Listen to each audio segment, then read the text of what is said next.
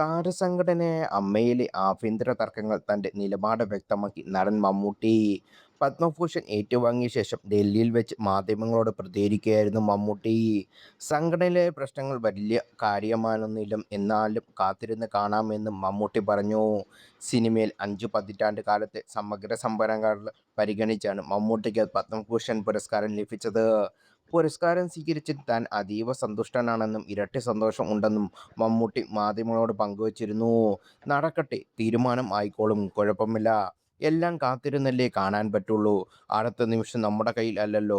എല്ലാ പ്രശ്നങ്ങളും ശരിയാവും, ശരിയാവണമല്ലോ, ശരിയായിക്കൊള്ളും. എല്ലാം ചെറിയ ചെറിയ കാര്യങ്ങളല്ലേ" എന്ന് മമ്മൂട്ടി പറഞ്ഞു. അതേസമയം പത്മഭൂഷൺ ഏറ്റുവാങ്ങാൻ മമ്മൂട്ടി കുടുംബസമേതമാണ് എത്തിയത്. മമ്മൂട്ടിയെ കണ്ടതിന്റെ സന്തോഷം പ്രധാനമന്ത്രി നരേന്ദ്രമോദിയും പങ്കുവച്ചിരുന്നു. അതേസമയം അമ്മ ജനറൽ ബോർഡിലുണ്ടായ തർക്കത്തെ തുടർന്ന് ഭരണസമിതി കഴിഞ്ഞ ദിവസം രാജിവച്ചിരുന്നു. Amma president Shweta Menon, general secretary Kukku Parameswaran എന്നിവരുൾപ്പെടെയുള്ള ഭരണസമിതിയാണ് രാജിവച്ചത്.